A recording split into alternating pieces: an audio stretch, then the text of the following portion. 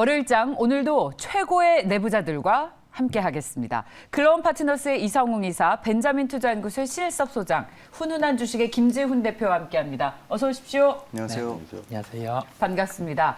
자, 첫 번째 소식은 저희 상하이시가 오늘부터 봉쇄를 점차 완화시킨다고 하죠. 이게 봉쇄된 지역들이 워낙 이거에 따라서 이제 경제도 봉쇄되다 보니까 걱정들이 커서 원석이 높았다고 합니다. 그러다 보니 관련 주식들도 오늘 우리 시장에서 기대 이상의 강세를 나타내고 있는데 이걸 어떻게 해석하면 좋을까요? 저희는 대표적으로 FNF를 꼽겠습니다. FNF는 우리 신 소장께서도 엄청 많이 소개를 해주셨던 종목이죠. 네. 그 의류 중국에서 많이 팔린다고. 그렇죠? 네. 그래서 소장님이 어떤 의견 갖고 계시는지 더 궁금합니다. 자, FNF 상하이가 오늘부터 봉쇄가 완화된다는 소식에 이렇게 강세를 나타내는 이유 무엇일까요? 세 분께서는 어떤 투자 의견을 가지고 계시는지 여쭤봤습니다. FNF 매수하면 좋겠습니까? 이성웅 이사와 그리고 신일섭 소장께서 매수, 김지훈 대표께서는 보유자의 영역이라는 의견을 주셨습니다.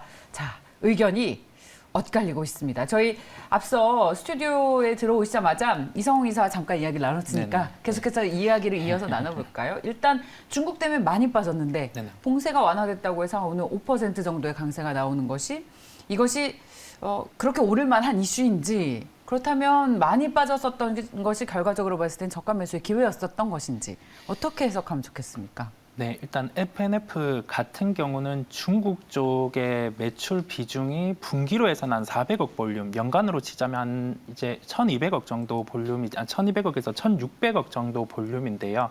이게 연간의 FNF의 총 매출액으로 따져보면 한 10% 정도 비중이었는데 이게 기대감 같은 경우가 그 성장을 해 나가는 상황, 프리미엄을 받던 상황에서 이게 빠지다 보니 주가는 시장 하락도 있지만은 그와 같이 하락을 했었고요.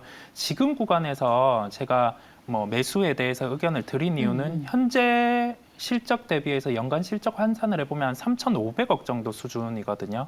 이게 그 중국의 성장 자체를 배제한 수치를 대입한 게 이 정도 수준이에요. 순이익 수준으로 이 정도가 나오는데 그러면 현재 시가총액이 한 4조 8천억 원 수준이거든요. 그렇다고 하면 이게 통상 프리미엄을 덜 받는 구간에서 밸류에이션 한 15배 정도 줬는데 그 구간을 대입을 해보면은 현재 시총 대비해서는 적절한 수준의 주가까지 와 있는 구간이거든요. 네. 그렇다 보니 먼저 오늘 시장에서 중국 상하이 봉쇄 해제 얘기가 나오니까 빠르게 먼저 강세를 나타내는 거고 네. 지금 상승을 감안하더라도 추가 상승의 여력은 있는 구간입니다. 네.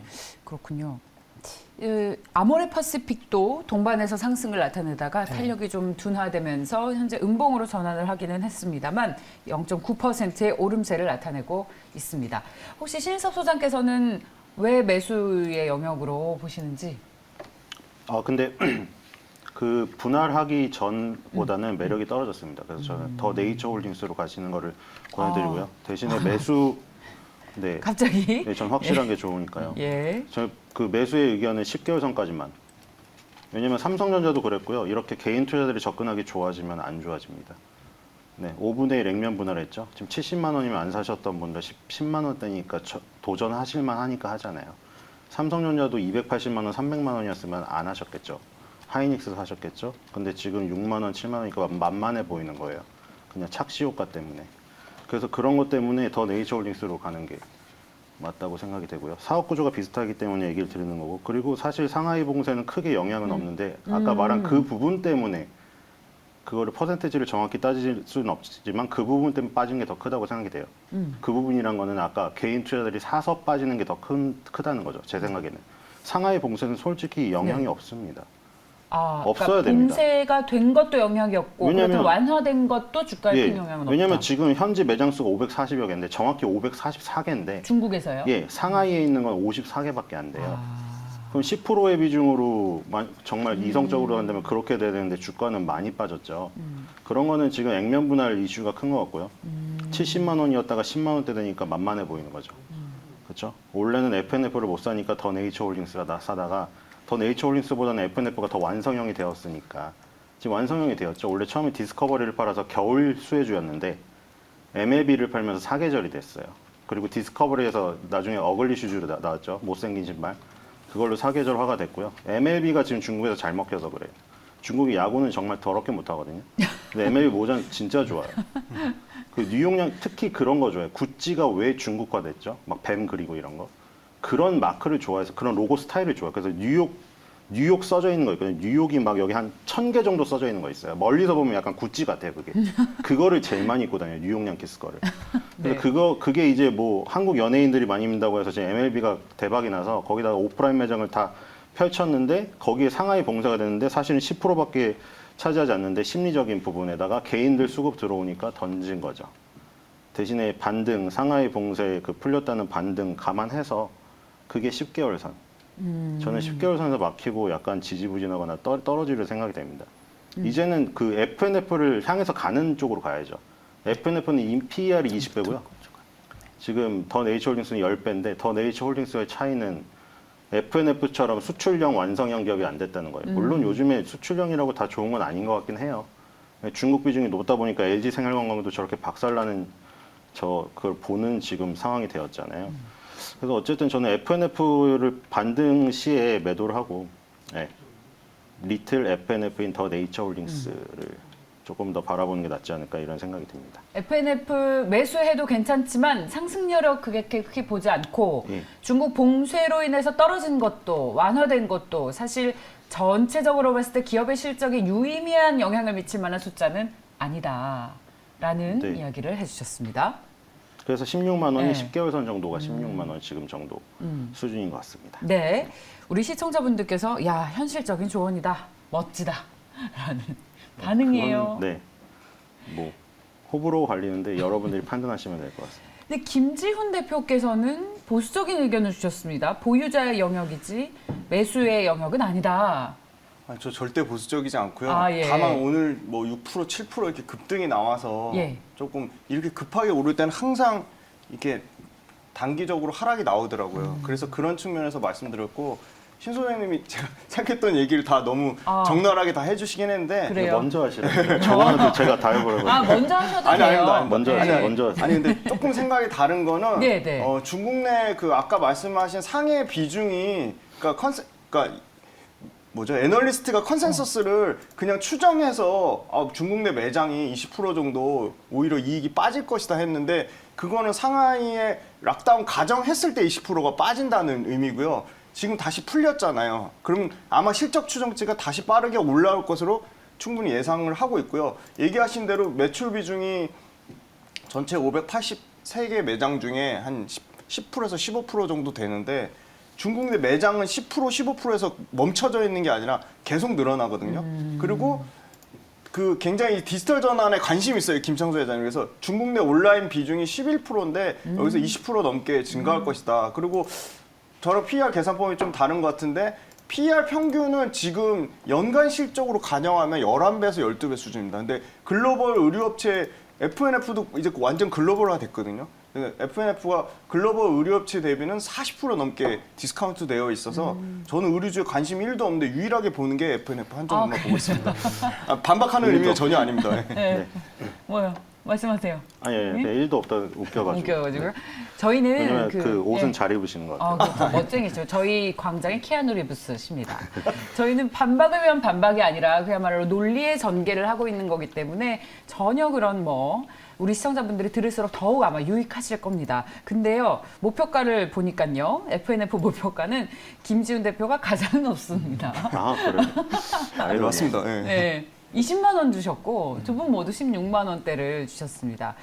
자, 그렇다면 그러면 이렇게 정리할 수 있겠습니다. 오늘의 주가 상승은 좀 과도해 보이지만 지금 매장 수가 전체 이제 상하이가 10%지만 앞으로 업사이드 포텐셜을 본다. 네, 맞습니다. 그리고 이제 전자상거래 부분에서의 비중도 더욱 높아질 것이다. 그야말로 상승 여력이 있다라는 포인트에 주목을 하고 계십니다. 그러면 신규 매수 괜찮은 거 아니에요? 네, 저는 뭐 여기서 조금만 한 5%, 10% 내에서 조정이 나오면 충분히 가능성이 있다고 보고 있고요. 그리고 그 브랜드별 성장을 봐야 되는데요. 디스커버리는 한 20% 정도 성장이 나오지만 MLB는 그 중국을 포함해서 국내 시장까지 모두 포함해서 50% 넘게 성장이 나오니까 50% 성장이 나온 거에 대한 이 실제 PER 지금 11배, 12배 수준은 저는 싸다고 보고 있습니다. 더 네이처홀딩스에 대한 반박이 들어왔습니다만.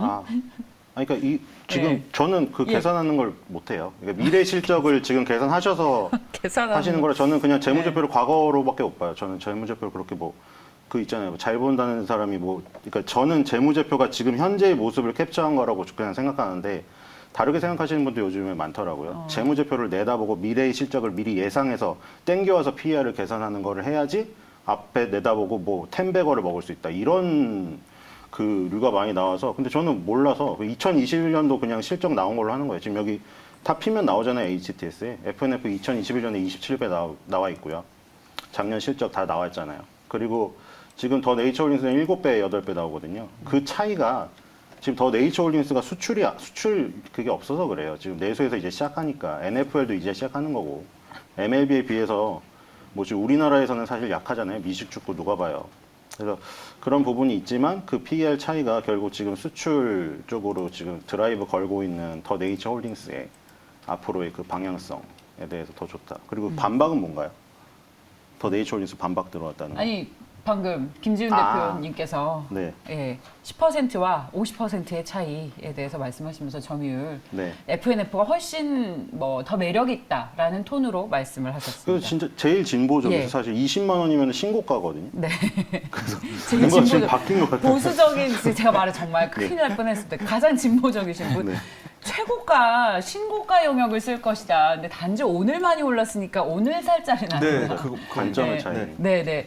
저희 이제 공학 전문가이신 우리 김지훈 대표께서 유일하게 관심을 갖고 있는 의류 주식 FNF. 자, 그렇다면 저희 오늘 중국 봉쇄가 완화되면서 FNF와 아모레퍼시픽이 오르고 있는데 이걸 우리 투자 아이디어로 삼아 본다면 어떤 주식이 가장 매력적이겠습니까? 여쭤봤더니 저희 세 분 모두 중국 봉쇄 완화에 따른 수혜주의 탑픽 모두 FNF를 꼽으셨습니다.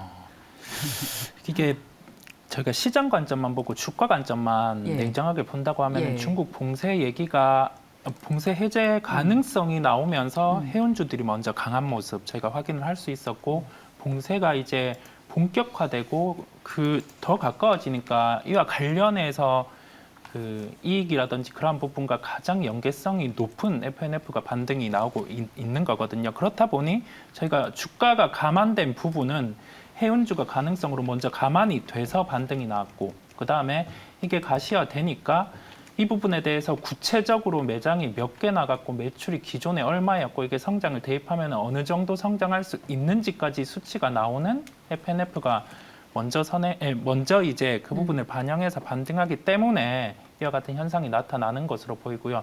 그렇다고 하면은 지금 구간에서 이러한 상승이 주가에 반영이 다 됐는지 안 됐는지는 저희가 실적을 통해서도 예측해 볼 수 있고 주관적인 그런 흐름을 통해서도 함께 예측을 해 볼 수 있는데 그 두 부분 다 첫 번째로 그 상해 부분 그리고 중국의 실적 부분이 분기별 약 300억 정도의 매출인데 연간 감안했을 때도 여기에 대한 프리미엄은 이미 빠져 있는 상황이었고 그다음에 그 첫 번째로 반등 자체가 이 상하이 봉쇄와 관련해서 먼저 대표적으로 나타나고 있기 때문에 이 첫 번째, 두 번째를 포함을 해서 이제 FNF를 탑픽으로 말씀을 드렸습니다. 이 정도 수준이면 FNF 한번 관심 있게 지켜보겠습니다. 저희 목표가는 16만 원에서 신고가를 기록할 것이라는 의견까지 나왔습니다. 참고하십시오. 다음 의견 넘어가겠습니다.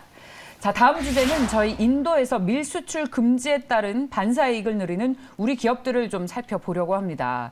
이게 자국이기주의가 확산하는 거 아니냐라는 걱정도 있지만 인도에서 밀수출 금지하면 그럼 우리나라 밀에 대한 수요가 늘어나지 않을까. 그래서 저희 전쟁 이슈가 나온 이후 사료, 비료, 음식료, 이 료 돌림 주식들이 가장 강했는데 쉽게 죽지 않습니다. 그래서 그중에서 오늘 가장 많이 주가상에서 탄력을 보이고 있는 대한제분을 필두로 봤어요. 이건 결국 이런 밀가루 관련 주식에 대한 매수의 의견까지 연결해서 이야기를 나눠보겠습니다. 자, 대한제분 매수할까에 대한 의견에 대해서 이성웅 이사 매매, 신일섭 소장 매수, 김지훈 대표께서 보유자의 영역이라고 하셨는데 김지훈 대표께 먼저 들어볼까요? 저는 이걸 잘 모르겠습니다. 곡물 사료주는 어떻게 매매해야 될지도 모르겠고 솔직히 네, 관심도 정말 없고. 근데 관심도 뭐 없고. 얘기 나오는 게 우크라이나 전쟁이 예상보다 장기적으로 이어져서 네. 수출량이나 수확량이 감소할 것이다. 감소폭이 커질 것이다라고 했는데 그건 이제 딱 나와 봐야지 아는 거. 장기전 예상보다 장기전인 건 맞는 것 같아. 근데 이게 끝이 보이는 그 이게 전쟁이지 아니군요. 않을까. 아, 그래요? 저는 그렇게 생각을 하고 있고요. 예. 이 우크라이나 이슈 때문에 대한제분의 펀더멘탈이 엄청나게 좋아진지는 모르겠습니다. 근데 지금 보니까 그 실적 기준으로 PER이 한 4배 정도라고 하더라고요. 지금 현재 1분기 실적 안 하는데 2021년 기준으로. 근데 이거 재밌는 게 예전 2004년도에 워렌 버핏이 퍼 2배일 때 사가지고 한 5배 정도 됐을 때 팔았다고 하더라고요. 몇천억 수익을 남겼다고 하는데 그거에 비하면 지금 그때 대비 이런 그러니까 매크로적인 이슈에 이 회사의 본질적인 펀더멘탈에 의해 그때 2배 대비 지금 4배가 엄청 싼 거냐 그거는 잘 모르겠습니다. 대한제분 같은 주식 오르면 야 다른 분의 것이구나 보유자의 영역이구나 네. 하고 그저 관망하는 주식. 금요일날 이렇게 많이 빠졌다가 오늘 갭으로 상승을 한 대한제분인데 저희 두 분께서 신인섭 소장께서는 매수라면 투자액을 어떻게 가져가시는 거예요? 근데 이것도 단타예요. 사실 이성적이지 않아요. 이것도 FNF처럼.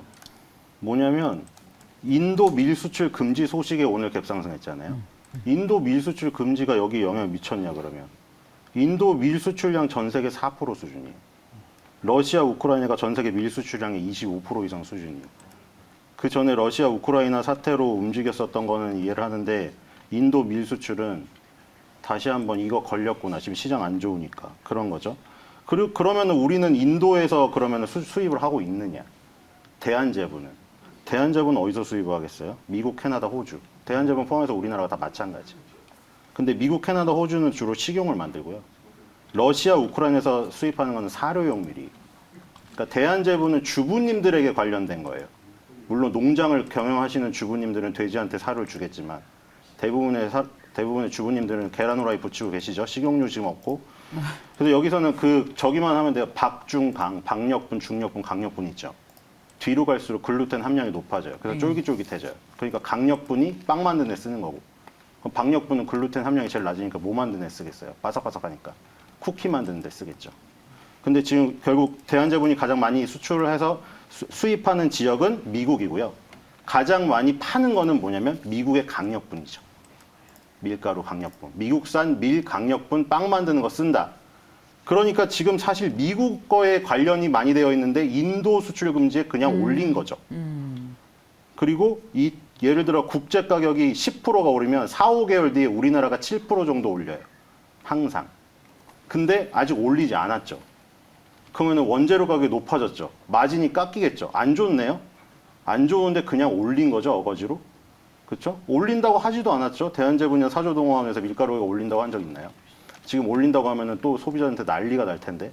지금 우리 애들 에어프라이어 사가지고 이제 에어프라이어 사서 요즘에 빵 구독 서비스 하지 밀가루를 직접 사서 만들어주세요. 쿠키랑 이런 거. 그리고 집콕하느라고 맨날 돌밥 하다가 애가 밥 지겹다니까 이제 빵을 만들죠. 그러니까 그게 가격이 올랐는데 대한제분은 가격을 올리지 않았죠. 예. 그러니까 마진이 안 좋죠. 예. 4, 5개월 뒤에나 올리겠죠. 그냥 선제적으로 가격을 올릴 거라는 심리. 거기다가 인도 수출, 인도 밀 수출 금지했다는 그 밀 수출 그냥 그 밀자 들어가면 다 오르니까 지금. 맞아요. 그거 갖다 지금 돌리고 있는 거거든요. 그래요. 예. 그러니까 단타에 자신 있으신 분만 하셔야죠. 지금 이것만 오르는 게 아니고 옛날 영남제분이었던 한탑 상한가 기록했고 우리 소장께서 좋아하시는 불닭볶음면의 삼양사, 풀무원, 삼양사요. 사조, 동화원. 삼양사는 그거랑 관련이 없습니다. 관련 없습니까? 네. 불닭볶음면은 삼양식품이고요. 삼양식품입니까? 예, 삼양사는 저기입니다. 뭐 설탕 만드는 회사. 그러면 그 원재료 가격 상승으로 오르는 거군요. 이런 종목군들이 오늘 초강세를 나타내고 있습니다. 근데 또 종목별로 차별화되고 있습니다. 그렇다면 이 인도 밀 수출 금지에 대해서 두 분 모두 주가에 영향을 미치는 정보로서는 회의를 가지고 계시지만 이게 지금 전쟁이 끝날 기미가 보이지 않아서 이 식량주, 비료, 사료, 음식료 모두 오르고 있는데 이런 관련 주식 전반에 대해서 투자 어떻게 하면 좋겠는지 여쭤봤습니다. 인도 밀수출 금지, 이 식량주 또 급등하게 되는 것인가? 저희 이성홍 이사께서도 트레이딩이다. 신일섭 소장 선제적 가격 인상, 김지훈 대표 관망의 의견 주셨습니다. 이성홍 이사님. 네, 구간별 트레이딩이라고 말씀드린 거는 이 구간 자체가 지금 인플레이션과 관련해서 제품에 전가되는 구간이 명확하기는 해요. 예를 들면 지금 우크라이나 같은 경우가 이제 작년 9월이나 10월 이 구간에 이제 밀을 심게 되는데 이게 올해 7월에서 8월 수확 예정이었거든요. 근데 이게 겨울 작물 비중 같은 경우가 총 연간 곡물 수확량의 한 40%를 차지를 해요. 근데 이게 전쟁 영향이 있다 보니 올해는 평년보다 이 부분이 부족할 게 확실하고 거기에서 이제 뭐 인도라는 뭐 약간의 티스푼이 더해진 거죠. 그렇다 보니 시장 영향은 이와 같이 움직이고 네. 다만 뭐 한탑 이런 종목들 같은 경우는 아니거든요. 아닌데 시장에서 전에 말씀드린 것처럼 저희는 베타가 가장 큰 종목들 같은 경우로 먼저 그냥 올려버리거든요. 예, 그렇다 보니 이게 그 트레이딩 구간의 영역에서 판단을 해야 될 것 같아요. 아주 베타가 크고 공격적인 분들은 뭐 물론 상한가가 빠르게 가는 종목을 할 수 있는데 저희가 투자에는 어차피 명분이 필요한데 명분을 놓고 보자면 이게 음식료 중에서 뭐 많이 얘기들을 하잖아요. 뭐 원재료 가격이 제품 가격에 전가되었냐 아니냐. 근데 뭐 그거는 구간에 대한 뭐 계약의 점도 있는데 그 하이트 진로 같은 경우가 네. 원재료가 예. 매가인데 이게 연초에 지금 올해 연간 계약이 다 돼 있는 상황이거든요. 그렇다 보니 이게 그 원재료 가격 상승이 이루어졌더라도 올해까지는 그래도 제품 가격 상승의 영향이 더 큰 거죠. 예.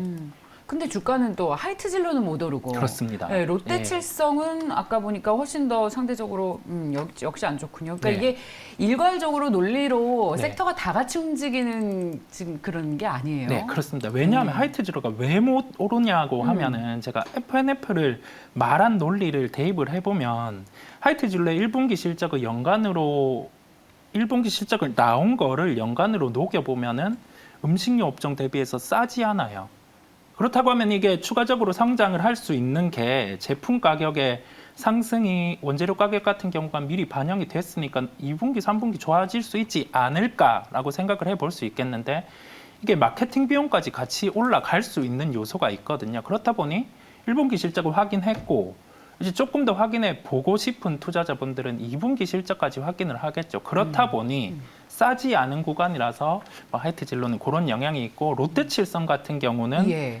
1분기 실적을 대입해서 현재 시가총액을 함께 살펴봤을 때도 그 비싸지 않은 구간이죠. 소위 말하면. 예. 네, 그렇다 보니 시장에서 무조건 숫자를 보는 건 아니고요. 예. 최근에 이런 좋지 않은 장에서는 조금 보수적으로 숫자를 대입해서 갈 필요가 있다 보니 뭐 그 부분에 대해서는 이제 뭐 하이트 진로 같은 경우가 상승하지 않는 것은 네. 조금 싸지 않은 구간에 비싸다. 있다 보니 예, 그런 영향을 미치고 있습니다. 이게요. 원래 우리 때는 주로 소맥을 먹지 않았습니까? 근데 요즘 MZ 세대들은 와인을 그렇게 좋아한대요. 그래서 롯데칠성이 인기가 더 많다는 네네. 이야기들이 있습니다. 주식시장에서도 그래서 이제 와인 주식에 더 관심이 있다라는 얘기를 들어봤는데 좋습니다. 자, 저희 이 곡물 관련 주식에 대해서 굉장히 열띤 토론이 있었어요. 여러분들 잘 참고하시기 바랍니다. 자, 다음 주제는 오늘 역시 뜨거운 감자입니다. 저희 LNF 봅니다. 실적이 정말 잘 나왔죠. 어닝 서프라이즈 4분기 최대 실적이 나왔습니다. 자, 먼저 실적 확인해 볼까요? 매출 5,536억 원으로 예상치 상회했습니다. 이익도 530억 원이 나왔고 예상치는 374억 원이었으니까 역시 예상보다 좋았고요. 순이익도 예상보다 거의 두세 배에 가까운 이익이 나왔습니다. 그야말로 어닝 서프라이즈의 실적 확인을 하고 계십니다. 4분기 중에 가장 최대의 실적이 나왔는데 자, LNF 보겠습니다. 세 분의 의견과 함께 먼저 결론 듣고 가시죠. LNF를 세 분이라면 어떤 매매 관점으로 보시겠습니까? 세 분의 의견 들어봤습니다. 이성웅 이사와 저희 신일섭 소장 매수, 김지훈 대표께서는 15% 조정을 받았을 때 사라는 의견이신가요? 네, 단기적으로 계속 올라왔더라고요. 네. 주가 빠질 때도 안 빠지고 견조한 것 같아요. 근데 당연히 저도 계속 매수 관점인데 좀 조정 언제든지 주가가 왔다 갔다 변동이 네. 있는 거니까 조금 조정 나오면 사는 게 좋지 않을까 그렇게 저희 보고 있습니다. 김지웅 대표께서는 그 투자했을 때 철저하게 주가는 쌀 때 사자. 라는 의견이셔서. 쌀 때 나눠서. 네, 근데 쌀 아마 때. 목표 주가는 또 제일 높으실 거예요. 그런 느낌이 듭니다. 지금 여쭤볼게요. 김지훈 대표님, 저희 LNF 실적을 한번 분석을 좀 해주실 수 있을까요? LNF 일단 내용과 함께 실적이 어떤 부분에서 가장 좋았고 또 앞으로도 어떨 것 같은지. 사실 주가도 많이 올라서 최고가 부근에서 거래가 이루어지고 있습니다. 오늘도 4%에 가까운 23만 3천 원을 기록하고 있습니다. 먼저 해주시죠.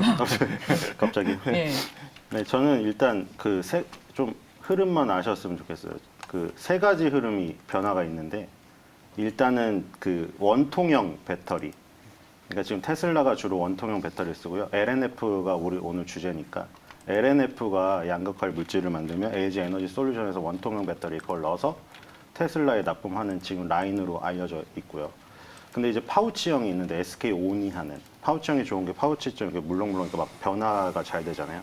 근데 그거의 단점은 뭐냐면은 디게싱이라고 가스가 빠져나갈 구멍이 없다는 거죠. 파우치 안에 꾸역꾸역 쳐넣으니까요.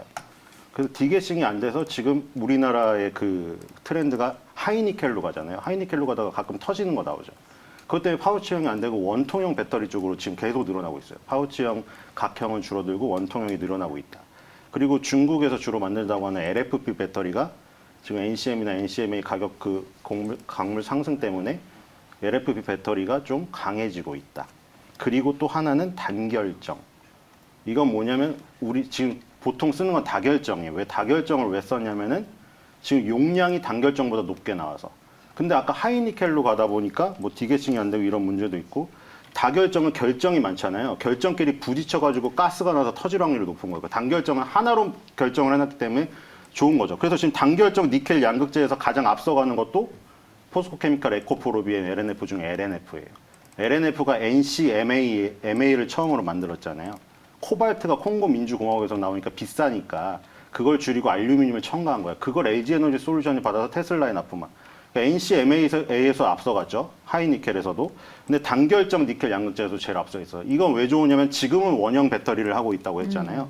지금 이제 대세로 가는 그걸 하고 있어요. 먼저. 근데 이제 거기서 나오는 또 그 문제점. 지금 원형 배터리 뭐 다 좋은데 지금 하이니켈로 갔을 때 폭발의 위험. 그거를 없앨 수 있는 단결정 니켈 양극재도 하고 있으니 이제 LNF는 기술력으로 다 앞서가니까 다들 얘를 먼저 찾는 거죠. 그리고 아까 원통형 배터리는 지금 확실한 게 예를 들어 배터리 회사가 LG 에너지 솔루션은 2024년 하반기 양산 목표로 미국 애리조나 주에다가 11기가와트 C, H가 C예요. 기가와트 C 규모 원통형 배터리 공장 건설 계획 발표했고 삼성 SDI도 천안 말레이시아의 원통형 배터리 라인 증설했다. SK온만 지금 파우치를 고집하고 있다가 지금 적자를 맞은 거예요.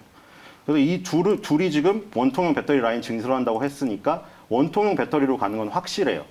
그러니까 LNF는 지금 계속 좋겠죠. 테슬라도 원통형 배터리 넓히고 밑단에 있는 LG 에너지솔은 넓힌다고 했으니까 공장 증설한다고 했으니까 LNF도 좋죠. 근데 또 하나로 단결정을 또 준비하고 있다는 거죠. 네. 그러니까 계속 이슈에 선점한 거죠. LNF가. 양극재 3사 중에서. 그래서 아마 포스코케미칼은 지금 차트가 깨졌는데 LNF는 올라가고 있다. 에코프로비엠하고 LNF가 둘이 살아있고 포스코케미칼은 혼자 코스피에 있어서 그런지 모르겠는데 차트가 무너졌어요. 어디가요? 차트가 에코프로비엠? 아니요. 포스코케미칼. 포스코케미칼. 포스코케미칼만 혼자 예. 코스피에 있거든요. 예. 차트가 무너졌다는 건 저는 20개월선 기준으로 해요. 20개월선이 박살났잖아요. 그럼 장기 차트가 깨졌기 때문에 일단 3사 중에 저는 버려요. 예를 들어 한다면. 그럼 이제 에코프로비엠하고 LNF랑 둘이 남았잖아요. 근데 에코프로비엠하고 둘 중에 이슈를 선점해서 가는 건 항상 LNF였다. 예. 그래서 주가가 조금 더 강한 게 아닌가. 예. 에코프로비엠은 지금 전고점에 비해서 조금 더 남았고요. LNF는 거의 신고가 직전이죠. 네. 그래서 당연히 강, 중, 약이 있다면 강을 먼저 해야겠죠. 3사 중에. 그래요? 한다면. 강이 가장 강한 LNF 게 1위, 1위? 예, 2위 에코프로 BM, 그래요? 3위는 포스코 케미칼입니다. 그렇습니다. 2030년까지 전기차 배터리가 앞으로 8배 성장할 것이라는 뉴스가 오늘 나왔어요. 전기차 시장의 성장에 대해서는 뭐 강조해도 지나치지 않습니다만 오늘 이런 소식과 함께 관련 주식들의 상승 나오고 있는데 2차 관련 주식의 탑픽을 여쭤봤더니 지금처럼 신일섭 소장과 저희 김지훈 대표께서는 LNF를 1등으로 꼽아주셨고 소장께서 2위로 꼽아주신 에코프로 BM을 이성우 이사께서 탑픽으로 꼽아주셨습니다. 네. 질 수 없죠? 비슷한 궤입니다. 비슷한 예. 궤고 이게 그 LNF 같은 경우랑 에코프로 BM 뭐 기술력의 차이를 논하기보다는 조금 더 그 에코프로 BM의 무게를 조금 더 둔 거는 그 IR의 소통 부분이 일단은 LNF 같은 경우는 저희가 뭐 캐파라든지 이거를 예측 데이터를 내놓지는 않아요. 네. 뭐 그렇다 보니 그런 역시 부분이지. 기관 투자자다운 네, 말씀이십니다. 그런 부분 예. 정도지. 이게 뭐 기술력은 다 좋아요. 에코프로 BM, LNF 좋고 그다음에 뭐 셀업체로 가자면 뭐 저희가 SK 이노베이션, 뭐 LG 에너지 솔루션 다 얘기를 할 수 있겠는데 순수하게 이제 배터리를 하는 셀업체는 그래도 LG 에너지 솔루션이고 SK 이노베이션은 또 다른 부분, 그러니까 뭐 정유 부분 이런 게 있다 보니까 저희가 순수하게 그런 사업을 영위하는 업체를 중점적으로 보면서 뭐 소재 같은 경우는 셀이라든지 완성차 업체 쪽으로 가격 전가가 거의 리얼타임으로 가능한 구조다 보니 이게 뭐 에코프로 BM이라든지 그다음에 그 LNF 모두 다 괜찮고 원래는 제가 60만 원의 목표가를 제시를 했었잖아요. 근데 시총을 내려서 50만 원을 말씀을 드린 게 현재 구간에서 만약에 그 하락을 해서 다시 진입을 할 만한 구간이기는 해요. 가격대 시총까지 비춰보면 할 만한 구간까지였는데 매매를 돌입하신다고 하면은 한 50만 원 구간까지는 놓고 매매도 가능한 구간으로 와서 목표가는 50만 원으로 말씀을 드렸습니다. 네.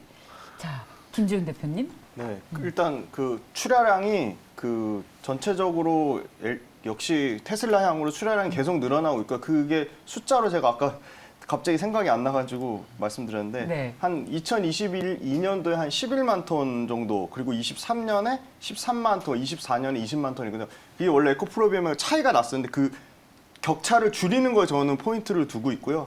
그리고 2분기에 아마 이제 구지 공장 7만 톤 가동되면 그에 따른 매출이 계속 이익단에서 반영이 될 것이라고 생각하고 있기 때문에 LNF랑 에코프로비엠에 저는 제일 처음에 본 거는 경영진의 그런 부정 회계 이슈 때문에 그 굉장히 좀 그랬었죠. 네, 그런 부분이 있었는데 에코프로비엠 많이 지금 계속 하려고 하지만 여전히 최근에도 또 소액이지만 횡령 이슈가 또 나왔거든요. 맞습니다. 그래서 지배구조 측면에서 상당히 LNF가 훨씬 더 깨끗하다. 그것도 보고 있고 전체 실적의 매출과 이익단의 성장률이 조금 더 높습니다. LNF가. 그래서 그런 측면에서 보면 LNF랑 에코프로비엠 둘 다 PR이 23년 거 땡겨도 한 60배 정도 되거든요. 그래서 비슷한 수준이라면 좀 더 지배구조가 투명한 LNF가 그래요. 성장성이 더 높다고 생각하고 마침 또 오늘 또 외국인하고 기관이 동시 순매수가 이 가격에도 들어온 거 보면 여전히 가격적으로 비싸다고 생각하지는 않는 것 같습니다. 그래요. 에코프로비엠 저도 굉장히 존중하는 기업인데 이 모럴 해저드 이슈는 사실 언제 어디로 튈지 모르잖아요. 그렇습니다. 네네. 저희가 간과할 수도 있는 부분을 잘 지적해 주셔서 고맙습니다. 마지막 주제로 넘어가겠습니다. 저희 이거 안 볼 수가 없어서 저희 하나 더 넣어봤어요. BGF 리테일 압도적인 점유율로 리오프닝의 대표적인 수혜주로 계속 오르고 있어요. 여러분 주가 보셨습니까? 자, BGF 리테일에 대한 투자 의견과 함께 리오프닝 주식 다시 한번 보겠습니다. 볼까요? BGF 리테일에 대한 세 분의 의견. 이성웅 이사 기다림, 신일섭 소장 매수, 김지훈 대표께서는 또 매수 의견 주셨지만 20% 조정이 있어야 된다라는 의견입니다. 뭐 음식료 이런 필수 소비재, 식재료 관련해서는 우리 신일섭 소장께서 또 굉장히 관심이 전문 영역이잖아요. 사실 안정적이지 특히 않나요? 편의점 전문가시라서 네. BGF 리테일이 왜 다른 편의점보다 좋은지 뭐 아십니까? BGF 편의점이라 아예 음식료는 아닌데 예를 네. 들어 좀 우크라이나 사태 뭐 나고 무슨 넷플릭스 막 펠로튼 무슨 크록스 다 급락하고 저 예전 주가 밑바닥 까고 내려가는데 예를 들어 초콜릿 매일 먹죠. 허쉬 드시는 분. 아 그래요? 저도 허쉬 초콜릿 엄청 좋아하거든요. 매일 드세요? 예, 가나랑 맛이 달라요. 아예. 허쉬 주가는 미친 듯이 한 번도 떨어진 적이 없어요. 그래서 음식료가 계속 소비한다는 거에서 굉장히 장점이 있고 편의점은 살짝 다르긴 하지만 BGF 리테일 얘기 드렸잖아요. 저렇게 묵직한 용어 갖고 있으면 세아저양처럼 갈 거라고. 또 갔죠. 지금 신고가 왔네요. 그래서 지금 BGF 리테일, GS 리테일을 왜 이렇게 안 갈까 이러시는 분 많은데 다릅니다. 예. GS 리테일은 봐야 될 게 많고 BGF 리테일 하세요 그냥. 그냥 무조건 BGF 아니고요. 지주에서 하지 마시고 BGF 리테일 편의점은 무조건 그거 하시면 돼요. 예. 그리고 지금 좋습니다 그냥. 예. 이 BGF 리테일이 학교랑 회사에 아, 네. 입점해 있는 편의점이 압도적으로 많아서 리오프닝에 따른 네. 대표적인 수혜주로 분류가 된다고 해요. 자, 저희 지금 BGF 리테일 왜 기다려야 되죠? 김성 기사님? 아, 예. 이게 제가 오늘 딱 HTS를 보면서 예. 250일 신고가를 보니까 BGF 리테일이 예. 있더라고요. 와, 이게 몰랐죠? 모르는 게 예. 있구나. 모르는 게 우리 분명히 있구나. 슬슬 하는, 올랐습니다. 우리가 하면서 모르는 사이에. 봤는데 일단은 기업을 세부적으로는 못 보기는 했어요. 솔직히 못 보기는 했는데 말씀하시는 거 듣고 아까 그다음에 학교나 이쪽 많이 들어간 거 듣고 해봤을 때 그냥 현재 숫자만 봤어요. 1분기 실적 나왔는데 시총이 조금 비싸다 보니까 아, 그 비싸다. 숫자만 봤었고 예. 근데 기업 내용은 저도 세부적으로 어떤 측면이 더 성장되는지 그거는 좀 제가 한번 보고 다음번에 추가적으로 말씀드리겠습니다. 예, 좋습니다. 네. 자, 그럼 BGF 리테일에 대한 자, 세 분의 의견. 저희 그럼 김지훈 대표께서도 추가적인 의견 있으십니까? 네, 저도 지금 고점이잖아요. 예. 지금 20만 원대가 지금 19만 원, 오늘 지금 8,500원인데 딱 지금 너무 고점이어서 펀더멘탈에 대한 거는 계속 좋은 것 같아요. 지금 물가 상승률 3% 감안해도 객단가는 계속 6%, 7% 계속 올라간다고 해서 구조적인 좋은 전환 사이클은 맞는 것 같은데 가격적으로 그냥 비싸다. 그래서 조금 조정이 나오면 매수하는 게 좋지 않을까 그렇게 말씀드렸습니다. 네. 네, 이거 대한제분하고 연관되어 있잖아요. 대한제분이 곰표 밀맥주를 히트시켰잖아요. 그거를 OEM으로 만든 게 롯데칠성이고 그걸 갖다가 판 게 CU죠. 근데 지금 롯데칠성하고 저기 대한제분 BGF 리테일하고 놨을 때 제일 묵직하고 천천히 안정적으로 가지고 갈 수 있는 게 이거고요. 그리고 저는 이걸 지금 추경 매수를 불타기를 해야 된다고 생각합니다. 물론 밑에서도 말씀드렸기 때문에 이런 말씀을 드릴 수 있는 거예요. 근데 골프존 한번 생각해 보세요. 골프존 스타일로 갑니다. 제가 보기에.